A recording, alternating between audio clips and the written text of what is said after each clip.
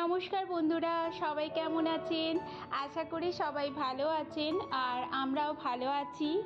শুভ দোলযাত্রার অনেক অনেক শুভেচ্ছা সকলকে। সকলের যেন হোলিটা খুব ভালোভাবে কাটে।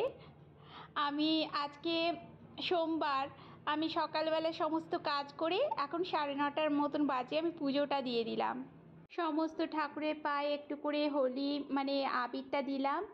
আর আমরাও ঘরে একটু আমাদের নিজেদের মধ্যে, মিষ্টির বাবা আমাকে দিয়ে দিল আর মিষ্টিকেও দিয়ে দিল। মিষ্টি অলরেডি খেলে নিয়েছে, সকালবেলায় ও চলে গেছিলো খেলতে নিচে, অ্যাপার্টমেন্টের নিচে।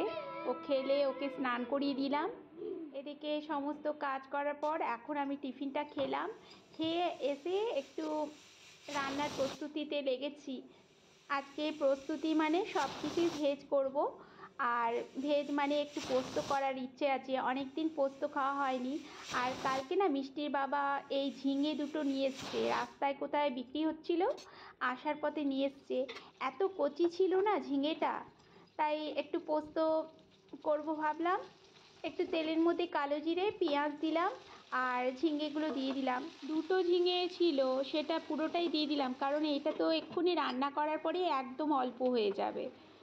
একটু ভেজে নিলাম আর একটু শিলে পোস্ত বেটেছি কাঁচা লঙ্কা দিয়ে, সেটা দিয়ে দেবো। আর একটা আলু না সেদ্ধ ছিল, সেটাকে একটু টুকরো করে দিয়ে দিলাম। দেখছি ঝিঙেটা একদম অল্প হয়ে গেছিলো। প্রথমে এই আলুটা ভেজে দিলে আরও টেস্ট হতো, কিন্তু এই পোস্তটাও খেতে খুব টেস্টি হয়েছিল। কোনো কিছু বেশি কষানো হয়নি, একদম হালকার মধ্যে পুরো কাঁচা লঙ্কা দিয়ে বেটেছি পোস্তটা। এত সুন্দর খেতে হয়েছিল না, গরম ভাত দিয়ে, এটাই দিয়েই গরম ভাত খাওয়া হয়ে যাবে। আর আমাদের এখানে তো পোস্তটা পাওয়া যায় না, আমি সবসময় বেঙ্গল থেকেই পোস্তটা আনার চেষ্টা করি।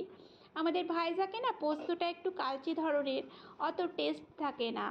ওই জন্য আমি যখন খড়গপুরে যাই বেশ বেশি করে পোস্ত নিয়ে চলে আসি। আজকে এই যে পোস্ত, একটু টক ডাল আমচুর দিয়ে, আর ভাবছি একটু পাঁপড় ভাজবো। এই হচ্ছে আমাদের আজকের রেসিপি। তাহলে ভিডিওটা কেমন লাগলো অবশ্যই জানাবেন। আজকের মতন বিদায় নিচ্ছি।